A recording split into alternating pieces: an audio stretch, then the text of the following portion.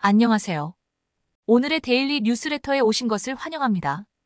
최근 산업연구원이 발표한 무기 경쟁력 실태조사에 따르면 한국이 글로벌 경쟁력을 갖춘 무기는 총 70여 종의 주요 무기 가운데 31종이나 됐습니다.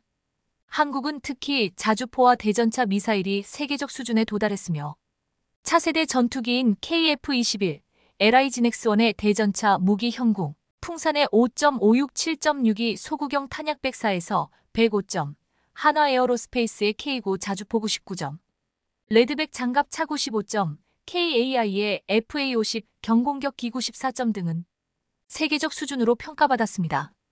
이처럼 한국이 수십 종의 세계 최고 수준의 방산 무기를 갖추자 한국산 무기를 사려고 세계 여러 곳에서 러브콜이 오는 가운데 누구보다 폴란드는 한국 방산 무기 체계를 중심으로 방위력의 부활을 꿈꾸고 있습니다. 실제로 벨라루스 국경 지역에서 K2 흑표 전차를 운용 중인 폴란드 육군은 성능에 대해 상당한 만족감을 표하고 있습니다. 그럴 수밖에 없는 게 K2는 폴란드 현지에서 실시한 성능 평가에서부터 탁월한 퍼포먼스를 보여준 될성부른 떡잎이었습니다. 당시 폴란드군은 극한의 환경에서 다양한 평가를 실시했는데 100시간 동안 200km를 주행하고 3번의 사격 시험을 강행했음에도 K2는 모든 항목을 최고 평점으로 통과했습니다. 특히 막사에서 대기 중 화생방 공격을 받은 것을 가정한 긴급 출동 항목이 압권이었습니다. K2혹표는 아무리 긴급한 상황이라 하더라도 필요한 부위를 자동으로 체크하고 예열만 끝나면 바로 시동을 걸 수 있었는데요. 게다가 급박한 상황이라면 외부 전원으로 포탄만 회전시킬 수도 있었습니다. K2 혹표의 경쟁자로 거론되는 독일의 레오파르트 2가 압력과 유압, 배터리, 예열 등 시동을 거는 데에만 온갖 잡다한 조건이 붙는 것과는 천지차이였습니다. 또한 폴란드군은 100시간 K2 혹표의 야전 정비 능력도 굉장히 우수하다는 점을 발견했는데요. K2 혹표가 모듈 장비를 탑재하면서 파손되기 쉬운 광학 장비 등을 현장에서 즉석으로 교체할 수 있는 반면 레오파르트 2는 전차 장비용 크레인이 동원되어야 정비가 가능했습니다. 여기에 자동장 전장치로 장시간 교전 상황과 이동 시간을 가리지 않고 언제든 빠르게 장전할 수 있고 뛰어난 유기압 현수 장치를 채택해 오랜 시간 탑승해도 승무원들이 피로도가 현저히 낮았습니다. 오죽하면 국내에서도 K2 혹표를 한번 타보면 마치 세단을 타고 있는 듯한 느낌이 든다는 후기가 올라왔을 정도입니다. 또한 K2 전차에 탑재된 사통 장치는 자동으로 포신 궤적은 보정하고 최대 60배까지 목표물을 확대할 수 있습니다. 폴란드군이 기존에 운영하던 T-72가 8배 줌이 한계였던 것을 감안할 때 최대 60배까지 목표물을 확대할 수 있다는 것은 그야말로 천지개벽 수준입니다. 여기에 한 번에 20개 이상의 표적을 탐지하는 자동 표적 탐지 시스템과 헌터킬러 능력은 전차병이 놓친 화면도 자동으로 추적해 내부 화면에 표시해줍니다. 심지어 K 흑표 전차의 이 표적 획득 능력은 경쟁 기종인 미국 에밀 에이브람스나 독일 레오파르트 2보다 월등히 우수합니다. 실제로 K, 에밀 에이브람스, 레오파르트 2를 모두 운용해본 폴란드 군인은 K 혹표 전차는 혹시나 제가 실수해도 그것을 보정해줄 수 있는 전차입니다. 라고 말했습니다. 이처럼 폴란드를 중심으로 극찬이 쏟아지자 동유럽을 중심으로 K 전차에 대한 관심이 높아지고 있습니다. 루마니아는 K 혹표 전차에 눈독을 들이고 있고 불가리아는 우크라이나에서 한참 떨어져 있는데도 불구하고 대한민국의 무기 체계와 폴란드의 무기 수입을 집중 보도했습니다. 일례로 불가리아 언론들은 현 세대 가장 강력한 전차로 손꼽히는 대한민국의 K 혹표가 폴란드에 총 1000대 도입될 예정이다. 이것이 일선에 배치되면 폴란드는 질적인 면은 물론이고 수량에서도 유럽 전체에서 가장 강력한 기갑 전력을 보유하게 된다. 는 분석을 내놓았습니다. 불가리아 언론은 폴란드가 벨라루스와의 국경에 경비를 강화하고 있다면서 폴란드 제1군단 보병사단에 대해 깊이 있는 분석 기사를 실었는데요. 폴란드 제1군단 보병사단은 국방장관이 제16기계화 사단, 제18기계화 사단은 폴란드의 최전방을 지키는 파수꾼이 될 것이라 밝힌 사단입니다. 이처럼 폴란드가 감탄하고 동유럽 국가들이 K 전차에 대한 관심이 뜨겁자 전통적인 전차 강국인 미국, 독일, 프랑스가 당황했고 다급해졌습니다. 우크라이나 전쟁 초기만 해도 전차는 이제 퇴물이라는 평가를 받았습니다. 하지만 전쟁이 더 오래 전개되고 있는 지금 강력한 전차의 역할이 얼마나 중요한지 전차가 재평가되고 있는 실정입니다. 우크라이나 전쟁을 보면서 동유럽 국가들은 자기들이 보유했던 구식 전차들을 첨단 시스템을 갖춘 최신형 전차로 바꾸려는 시도를 하고 있습니다. 이 최신형 전차 교체 사업을 한국이 쓸어갈 것을 우려한 미국, 독일, 프랑스는 3.75세대 혹은 3세대 후기 전차를 내놓으며 한국을 따돌리려 하고 있는데요. 대표적인 것이 독일과 프랑스가 합작해서 만드는 EMBT, 그리고 미국 제너럴 다이내믹스 랜드 시스템 GDLS가 개발한 에이브람스 X입니다. 에이브람스 X는 에밀 에이브람스의 후신으로서 가장 많은 주목을 받고 있습니다. 이처럼 미국과 독일, 프랑스가 3세대 후기 전차까지 서둘러 내놓으며 한국을 따돌리려 애쓰는 사이, 한국은 지금까지 외국에 의존하던 전차의 엔진과 두뇌까지 모두 우리 손으로 만들어내며 방산 기술의 국산화를 이뤄가고 있습니다. 지금까지 K방산에서 한국은 하드웨어는 잘 만들지만 소프트웨어 분야는 여전히 해외 의존도가 높았습니다. 하지만 한국의 강소기업인 코츠 테크놀로지 덕분에 한국은 이제 전차와 항공기, 무기 등을 제어하는 모듈과 시스템을 국산화할 수 있게 되었습니다. 코츠 테크놀로지는 K 전차의 두뇌 역할을 하는 싱글보드 컴퓨터 SBC를 기반으로 각종 유도, 항공, 해양, 지상 무기 체계의 솔루션을 제공하는 회사로서 사실상 대한민국의 모든 방산업체들이 고객 쌓일 정도로 방산 SW 분야에서 독보적 존재입니다. 특히 K 전차의 통합형 차량 제어 컴퓨터, 무인기용 표준 SW, 미사일, 제어 메인보드 등은 모두 한국 기업 코츠 테크놀로지가 공급한 제품입니다. 최근 장보고와 같은 해군 잠수함에 적용되는 소나체계, 무장통제체계, 전투기 무인기에 탑재되는 임무 컴퓨터, 발사 제어 패널 등 첨단 군수 분야에서도 두각을 나타내고 있습니다. 코츠 덕분에 지금까지 한국 방산이 해외에서 비싸게 도입하던 군사용 모듈과 시스템을 국산화할 수 있었는데요. 코츠의 경쟁사는 이제 국내에는 없고 보잉, 로키드 마틴, 레이시온 등 세계적인 군수업체와 협력하는 머큐리 시스템즈, 커티스라이트 정도입니다. 이처럼 하드웨어뿐 아니라 소프트웨어까지도 국산화에 성공한 한국 방산은 이제 폴란드와 함께 중보 병전투차를 공동 개발하는 단계로 진입해 있습니다. 얼마 전 폴란드에서 한국과 폴란드가 함께 개발 중인 중보 병전투차의 컴퓨터 그래픽 이미지가 공개돼 세계의 시선이 쏠렸는데요. 더구나 방산업계에서는 한국의 최정예 상륙부대인 해병대에서만 사용될 예정인 신무기가 폴란드에 수출되었고 이 신무기가 폴란드형 레드백의 주무장이 될 것이란 소문이 파다했는데 그 신무기는 바로 한국과 폴란드가 공동 개발 중인 차륜형 장갑차인 NKTO였습니다. 지난 9월 1일 폴란드의 군사 전문가 바르트워미에이 쿠차르스키가 자신의 SNS에 폴란드의 새로운 장갑차 개념도를 올렸는데 이 차륜형 장갑차는 현대로템과 폴란드 방위산업업체 PGG가 공동 개발에 나선 차륜형 장갑차였습니다. 그런데 외양을 보면 사실 말이 공동 개발이지 한국으로부터 신규 장갑차를 수입한 거라고 말해도 과언이 아니었습니다. 무엇보다 NKTO는 폴란드제 무인 포탑을 탑재했지만 가장 중요한 차체 디자인과 구조가 K808과 거의 비슷하다는 것을 알 수 있습니다. 도하를 위해 K808이 갖추고 있는 도하판과 워터제트까지 NKTO 장갑차에 그대로 적용돼 있었습니다. 또 다른 장갑차 프로젝트를 살펴보면 폴란드의 한국 의존도가 얼마나 높은지 명확해집니다. 한화 에어로스페이스와 공동으로 개발하는 중보병 전투 차량은 K9의 차량을 그대로 사용하고 레드백의 기술까지 도입하기로 계획되어 있습니다. 폴란드가 이렇게 한국의 방산 무기를 구매하며 공동 개발을 통해 폴란드 현지 생산을 원하는 이유는 한국 장비의 현지 생산이 본격화되면 폴란드는 독일 뺨치는 새로운 군수 공장의 거점 기지를 확보하게 되기 때문입니다. 방산업계에 따르면 현재 폴란드는 한국과 개발하는 중장갑차에 40포탑을 올리길 원하고 있습니다. 따라서 한국은 폴란드형 중장갑차에 한국이 개발한 CT-A4를 함께 수출할 계획인데요. 폴란드 군사 매체들은 폴란드형 중장갑차에 30부시마스터 기관포가 장착될 예정이지만 주포를 40로 교체할 수 있다고 보도했습니다. 이 40주포 역시 한국에서 수입하는 것입니다. 현재 한국이 보유한 40포는 K21 장갑차에 탑재한 40와 해병대의 차기 상륙 장갑차에 40 CT-A4가 있습니다.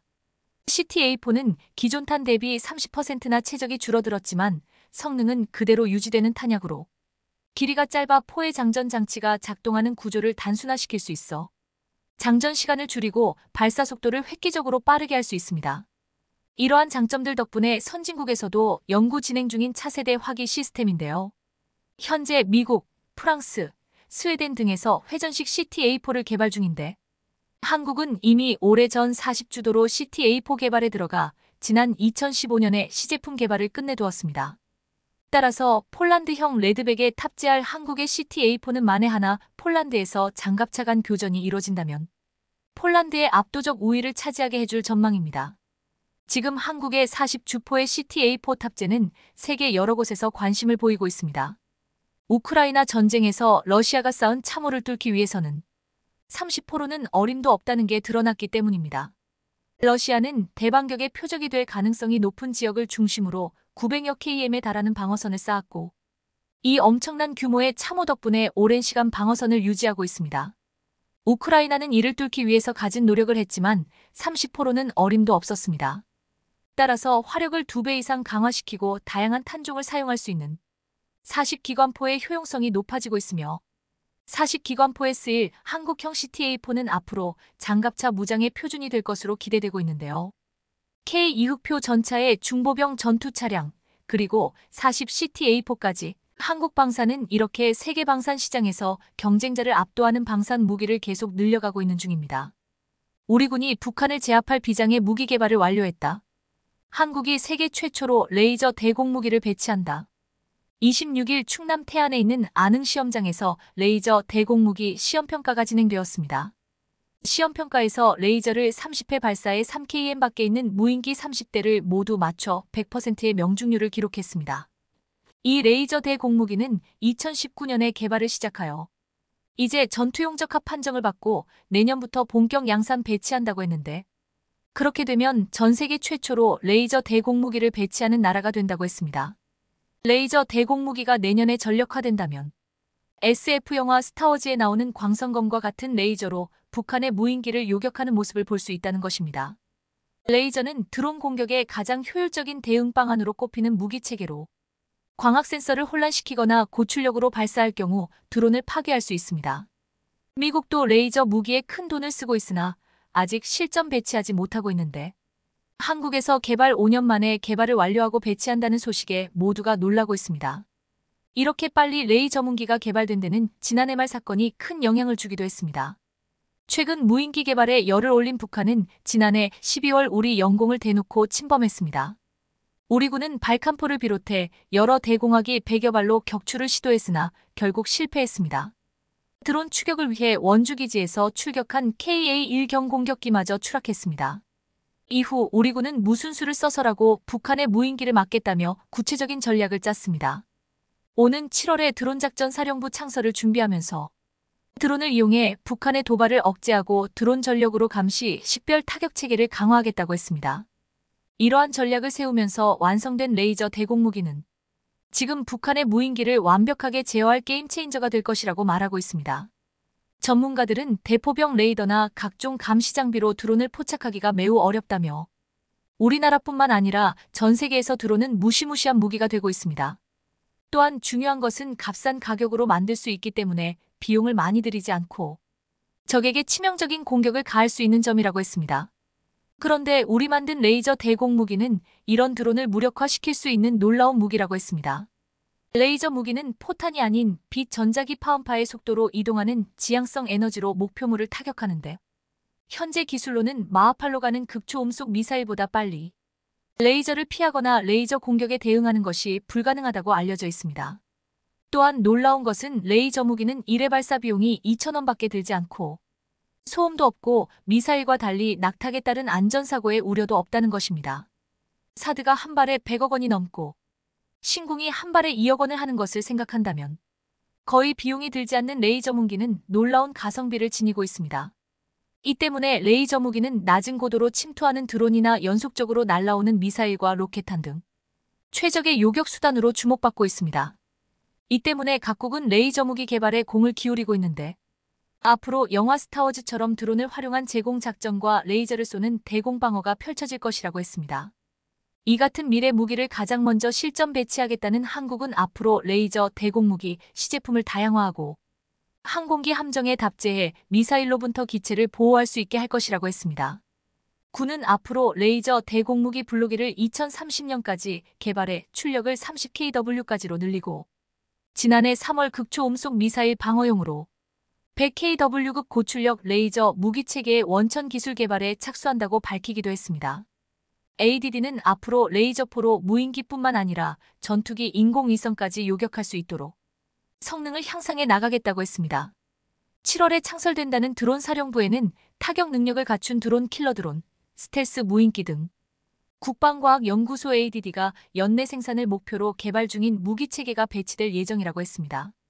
최근 유출된 미국 기밀문서에서 음속보다 최소 300빠른 속도로 이동할 수 있는 고고도 스파이 드론을 중국이 조만간 배치할 것이라는 관측이 들어 있었습니다.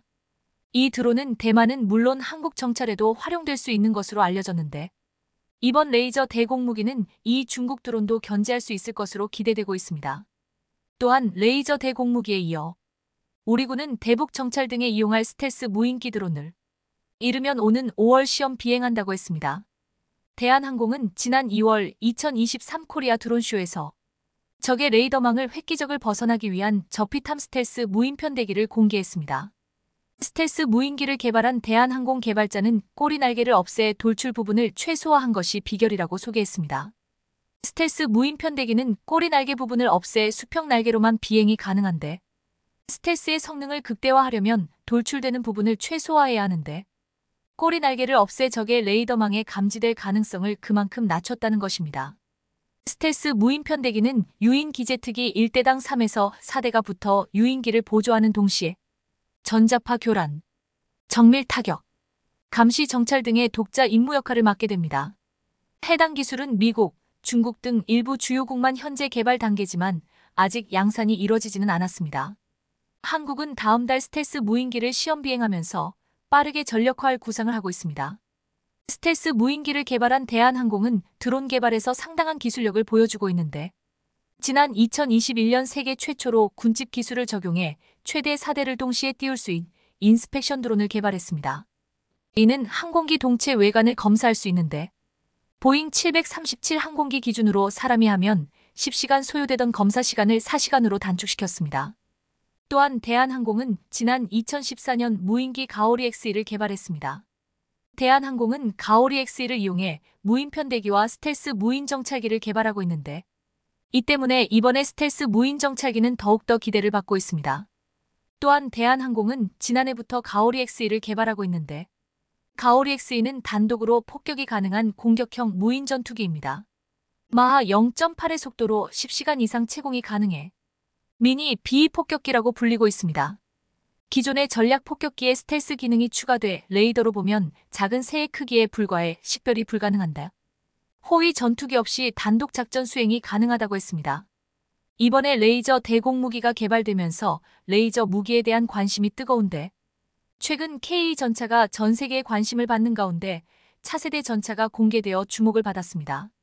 현대로템 측은 최근 국방기술진흥연구소 주도로 지난해부터 개발 중인 30kW급 레이저 무기를 차륜형 지휘 소형 차량에 탑재하는 컨셉을 공개했습니다.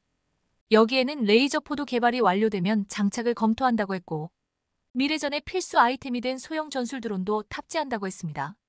구체적으로 현대로템은 130대포와 레이저 대포 및 대전차 미사일 등이 장착된다고 했는데 또한 능동방어 장치인 고출력 레이저도 장착되는데 적으로부터 날아오는 대전차 미사일, 대전차 로켓 무인기 등을 공중에서 요격하는 시스템입니다.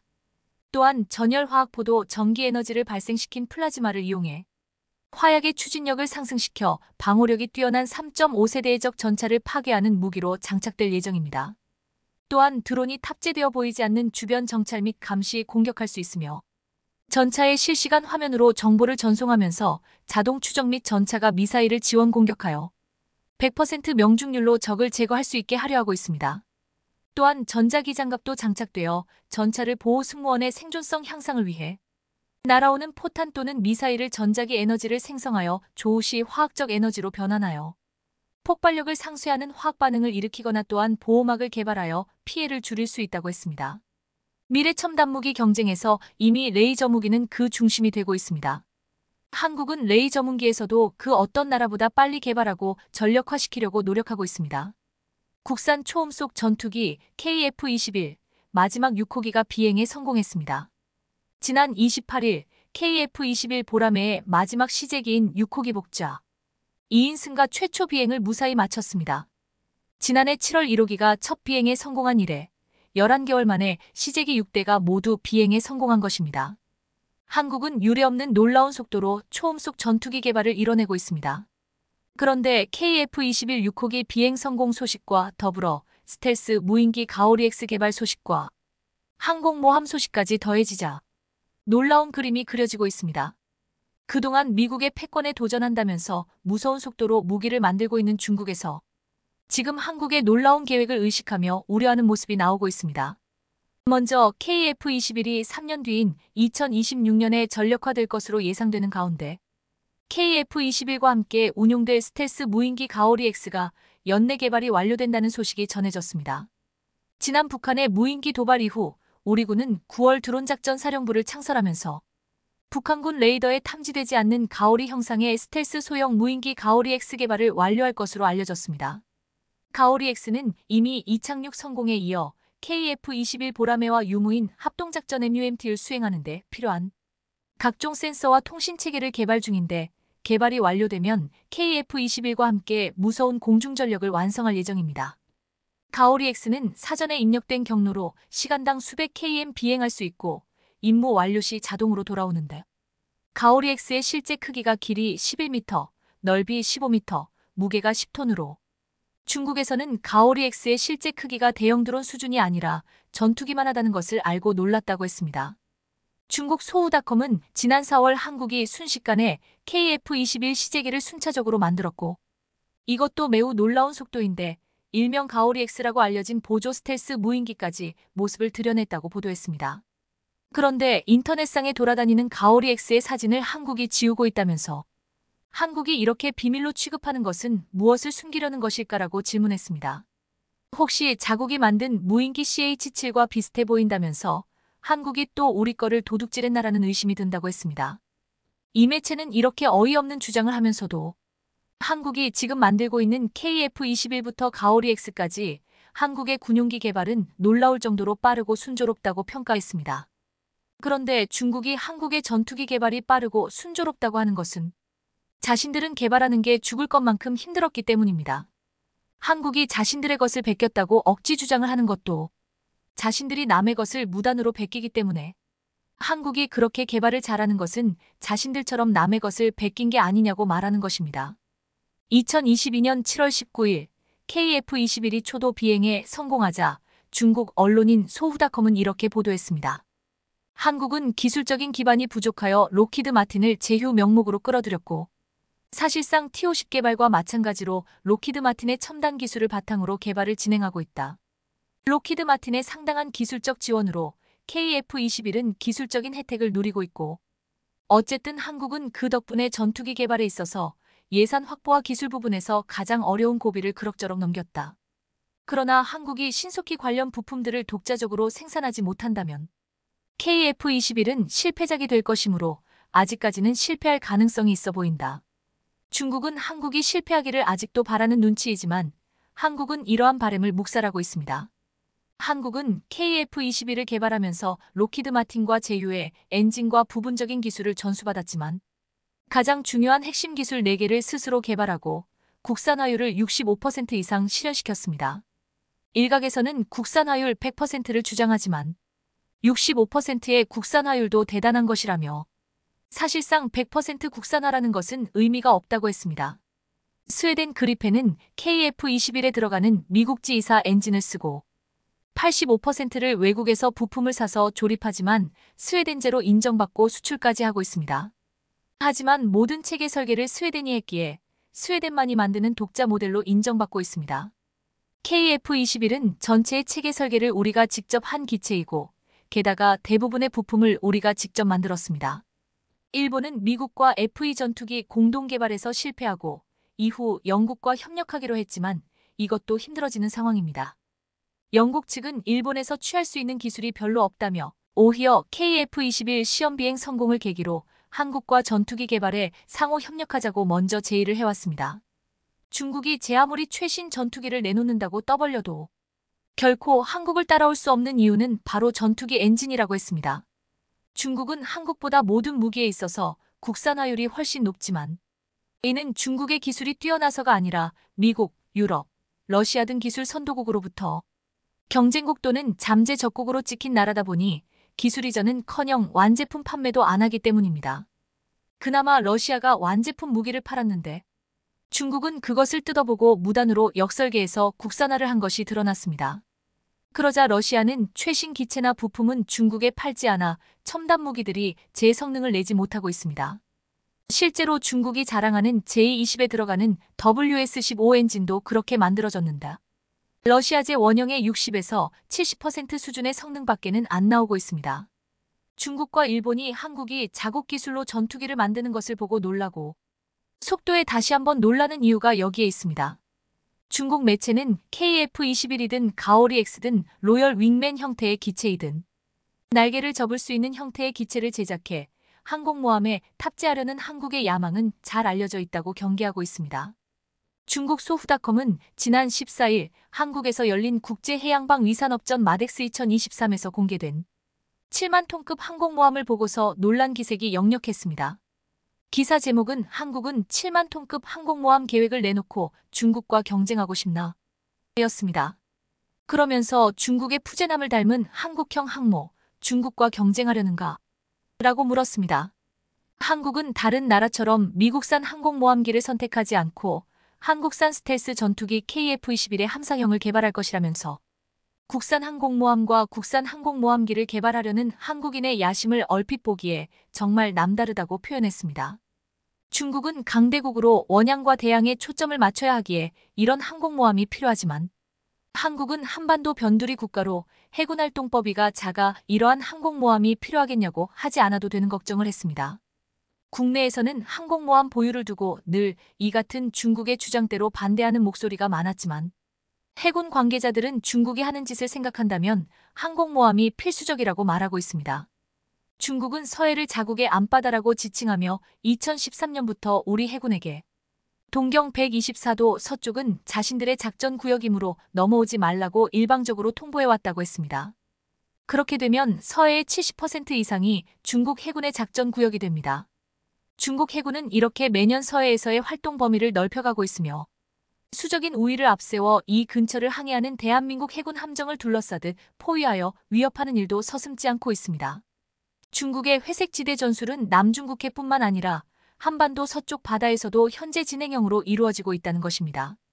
앞으로 중국이 남중국해를 힘으로 장악하게 될 가능성이 높고 서해뿐만 아니라 남중국해에서도 길목을 막아서면 수출로 먹고 사는 한국은 큰 영향을 받게 됩니다. 그래서 중국을 견제하려면 항공모함이 필요하다고 했습니다. 항공모함을 한국이 보유한다면 중국에 대항해 인근 해역에서 머물면서 근거리에서 항공기의 보급을 통해 안정적이고 빠른 항공 지원이 가능하며 기존 강습 상륙함에 비해 우월한 체급으로 헬리콥터 전력도 충분히 제공할 수 있다고 했습니다.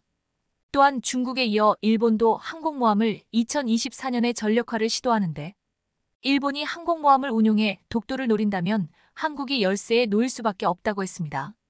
주변국이 한반도 주변에서 항모전투단을 운영한다면 분명 우리 군의 해양주권 수호 및 국위보호 활동에 큰 장애가 된다는 것입니다.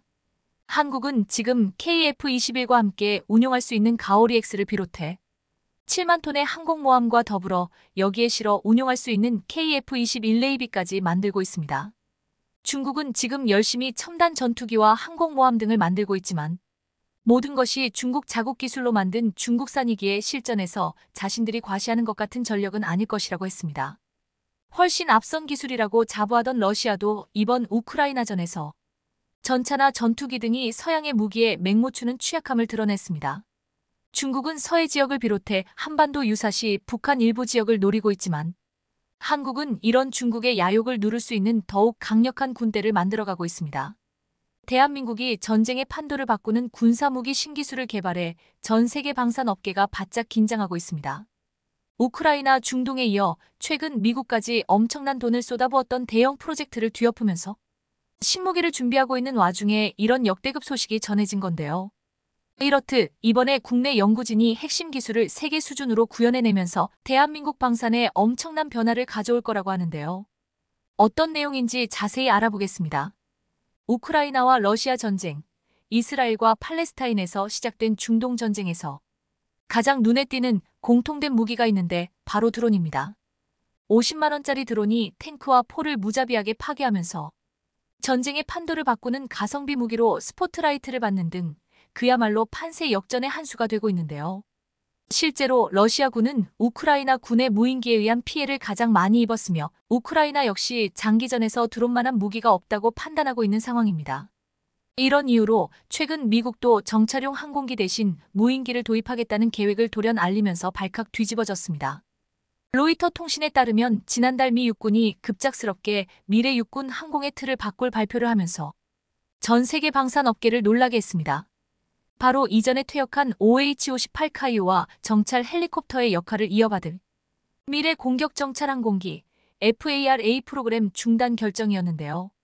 지난 2018년 시작된 FARA 프로그램은 2020년 360 인빅터스를 제안한 벨텍스트론과 레이더엑스를 제안한 로키드 마틴 자회사 시코르스키가 최종 경쟁업체로 선정됐었습니다. 360 인빅터스는 스텔스 설계를 도입한 항공기로 레이더엑스는 복합추진 항공기로 알려졌습니다. 그런데 이번에 돌연 FARA 프로그램이 취소되면서 여기에 장착할 신형 터보샤프트 엔진 개발을 위한 ITEP 프로그램까지 영향을 받는 등 큰 변화를 맞이하게 됐습니다. 이렇듯 시제 엔진이 FARA 경쟁 기체에 장착될 일만 남았던 상황에서 미국이 갑자기 방향을 틀게 된 건 드론 때문이라는 분석이 나옵니다. 사실 그동안 미 육군은 FARA 프로그램을 진행하면서 비용 문제를 겪었는데 우크라이나전을 통해 무인 정찰기의 중요성을 일깨우며 엄청난 가성비에 또 한 번 화들짝 놀랐다고 합니다. 실제로 제임스 레인이 미래사령부 사령관은 미 육군이 FARA 같은 항공 정찰 능력을 필요로 하지만 이전의 카이오 워리어 같은 유인 항공기가 아닌 무인 항공기를 필요로 한다며 이를 위해 무인 분야에 투자할 것이라고 밝혔습니다. 때문에 신형 정찰용 헬리콥터를 도입하려던 FARA 프로그램을 대신해 미 육군이 어떤 무인 정찰기를 도입할지에 엄청난 관심이 쏠리고 있는 상황인데요. 이렇듯 미국의 움직임을 미루어 보아 다가올 미래전의 판세는 드론이 결정지을 거라는 사실을 알 수 있는 대목입니다. 그런데 최근 한국의 연구진이 역대급 대형 사고를 쳤다고 합니다. 21.68%라는 세계 최고 효율을 구현한 반투명 페로브스카이트 태양전지를 개발하는 엄청난 일을 낸 겁니다. 실제로 국내외 학계에서는 대한민국 연구진이 세계 최고 수준이 차세대 태양전지를 개발했다며 난리가 났는데요. 관련 업계에 따르면 한국에너지기술연구원 태양광연구단은 에너지 AI 계산과학실과 협업을 통해 건물 창문이나 텐덤 태양전지에 적용할 수 있는 반투명 페로브스카이트 태양전지의 안정성과 효율을 개선하는 데 성공했습니다. 특히나 이번에 연구진이 개발한 태양전지는 21.68%로 반투명 태양전지 분야 세계 최고 효율을 달성하며 놀라게 했습니다. 여기에 더해 240시간 이상의 작동에도 초기 효율 대비 99% 이상의 효율을 유지해 뛰어난 안정성까지 보였다는 설명입니다. 사실 탄소 중립 달성을 위한 차세대 태양전지 기술의 핵심은 경쟁력에서 우위를 갖는 초고 효율화 달성이 매우 중요합니다. 그런데 이를 위해서는 텐덤 태양전지, 창호용 태양전지와 같은 고효율, 다기능성 기술이 필요한데 두 기술에는 모두 효율과 안정성이 우수한 반투명 페로브스카이트 태양전지가 사용되고 있습니다. 그리고 이런 반투명 페로브스카이트 태양전지를 제작하기 위해서는 기존 불투명 태양전지의 금속 전극을 빛을 통과시키는 투명 전극으로 바꿔야 하는데요. 하지만 이 과정 중에 고에너지 입자가 발생해 전공 수송층의 성능이 저하되는데 이를 막기 위해 완충 역할을 하는 금속 산화물층을 만드는 게 일반적인 방식입니다. 그런데 문제는 같은 조건에서 제작된 불투명 태양전지에 비해 전하의 이동성과 안정성이 떨어진다는 점으로 또한 정확한 원인과 해결책도 규명되지 않아 꼴머리를 앓았었습니다. 이런 난제에도 불구하고 국내 연구진은 반투명 페로브스카이트 태양전지 제작 시 발생하는 전하 이동성과 안정성 저하의 원인을 규명하기 위해 전기광학적 분석과 원자단위 계산과학을 활용했는데요. 마침내 그 결과 전공 수송층의 전기 전도도를 올리기 위해 첨가하는 리튬이온이 완충 역할을 하는 금속산 화물층으로 확산되고 결국 특성을 저하시키는 전자구조로 변화된다는 것을 규명해낸 겁니다. 여기에 더해 국내 연구진은 원인 규명을 넘어 전공 수송층의 산화 시간을 최적화해 문제를 해결하는 엄청난 성과를 거뒀습니다.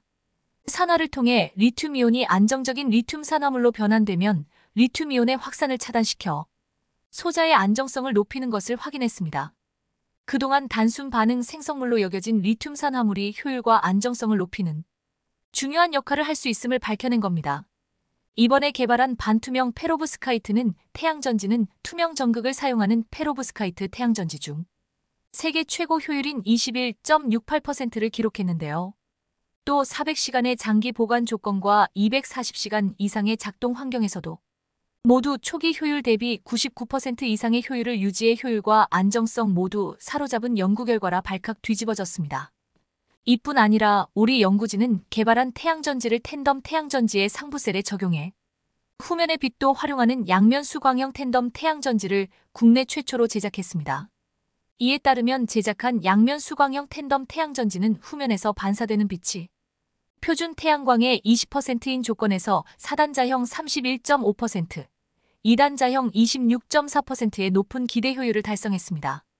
안세진 에너지연구원 박사는 반투명 페로브스카이트 태양전지의 독특한 유기물 소재, 금속산화물 계면 열화 현상을 최초로 규명했다며 문제를 손쉽게 해결할 수 있는 방안을 제시했다는 점에서 개발 기술의 활용성이 크게 확대될 것으로 기대된다고 말했습니다. 무엇보다 이번 연구 결과가 주목되고 있는 건 태양전지가 군사 분야에서 다양한 곳에 활용되고 있기 때문인데요. 단 일지 무게의 태양전지로 하늘을 날 수 있다면 어떨지 상상도 안 되지만 이러한 상상을 현실로 만들어줄 기술이 태양전지라는 겁니다. 그런 점에서 볼 때 이번에 우리 연구진의 개발 성과가 얼마나 값진 것인지 알 수 있는 대목입니다. 실제로 앞서 ADD는 하늘에 떠있는 해의 빛을 이용해 배터리를 충전, 비행기를 운항할 수 있는 태양전지가 개발되고 있다고 밝히며 군사 분야에서 잠재적으로 N군사 활용될 수 있다는 사실을 보여줬습니다. 국내 방산 업계에서는 지난 2015년 구글도 하지 못한 성층권 90분 비행에 성공했다며 한국항공우주연구원의 태양광 무인기가 엄청난 화제를 모았었습니다. 그리고 이 무인기는 실제로 고도 18.5km의 성층권에서 90분 동안 비행하는 데 성공했었습니다. 여기서 더 나아가 착륙하지 않고 365일 하늘을 날 수 있는 무인 정찰기가 개발된다면 기상관측, 실종자 수색, 불법 어로 감시 등 다양한 분야에서 유용하게 활용될 것으로 기대되는데요. 항공우주연구원에 따르면 현재 개발된 EAV-3 무인기는 태양광 모듈과 배터리가 전체 기체의 60%를 차지하고 있습니다. 이는 비행 동력을 결정짓는 부분으로 장기 비행 능력의 핵심이라고 할 수 있습니다. 따라서 태양광 모듈과 배터리의 무게 대비 효율을 높이는 것이 고고도에서 오래 비행할 수 있는 중요한 열쇠로 꼽힙니다. 무게 대비 효율이 높아진다면 같은 전력으로 더 오랜 시간 비행할 수 있고 줄어든 무게만큼 배터리를 늘려 에너지 공급을 더욱더 안정적으로 할 수 있기 때문입니다. 실제로 현재 국내 연구진이 무게 1지 이하의 초경량 태양전지 기술을 개발하고 있는 중인데 기존 단결정 실리콘 태양전지를 유연 태양전지로 대체한다면 비행 시간을 급격하게 늘릴 수 있을 것으로 보입니다. 태양전지 무게가 무인 비행기의 비행 시간과 직결되는 만큼 고효율과 가벼운 무게 두 마리 토끼를 모두 잡은 태양전지 개발이 그 무엇보다 중요해 보이는데요. 지금도 괄목할 만한 성과를 내고 있는 국내 연구진이 조금만 더 애써준다면 대한민국 방산업계가 전 세계 방산 시장을 휩쓰는 건 시간 문제로 보입니다. 그리고 벌써부터 대한민국 무인기가 변화의 조짐을 보이는 등 이번에 개발한 기술로 인해 많은 부분이 기술적으로 더 개선될 것으로 기대되는 상황입니다. 작년에 우리 국방부는 드론작전사령부 설치와 임무 수행의 법적 근거를 담은 드론작전사령부령을 제정하고 공포하면서 한국형 드론 대응 시스템 구축에 나섰는데요. 전장의 변화에 맞춰 한국군이 드론을 적극 활용하는 체계적이고 효율적인 작전이 필요하다는 필요성에 따라 변화를 꾀한 겁니다. 가장 중요한 임무는 북한의 무인기 침투 등 상황이 발생하면 공세적으로 대응하는 것으로 이를 위해 우리 군은 스텔스 무인기, 자폭 드론을 실전 배치했습니다. 소형 스텔스 무인기는 강원도 동부전선 지역에 배치됐으며 최근 저가형 소형 정찰용 무인기 100대도 제작해 드론작전 사령부에 인도했다고 합니다. 이렇듯 드론작전 사령부 창설을 계기로 무인 기술을 군사 분야에 확대하는 본격적인 계기로 만들겠다는 건데, 이번에 개발된 기술로 인해 한국의 무인기 성능 수준이 대폭 향상될 것으로 기대되는데요. 여기에 더해 우리 군은 무인기 개발과 더불어 요격 체계까지 준비 중인 것으로 알려지면서 무인기 무기 개발에 칼을 갈고 있습니다. ADD가 그야말로 세계 최고 수준의 드론 요격 시스템을 개발 중인데 30km 밖에서 드론을 탐지해 킬러 드론을 충돌시켜 파괴할 계획이라고 합니다. 시스템이 실전 배치된다면 우리 군의 드론 대응 능력은 역대급이 될 전망으로 실제 드론을 사용한 요격 시연은 내년까지 진행될 것으로 보입니다. 세계는 지금 무인 무기를 개발하기 위해 전쟁 중이라고 해도 과언이 아닌데요. 한국형 대드론 타격 무인기가 적 드론 위협으로부터 우리 국토를 지키는 건 물론 제2의 방산 효자템이 되길 간절히 바라고 응원하겠습니다.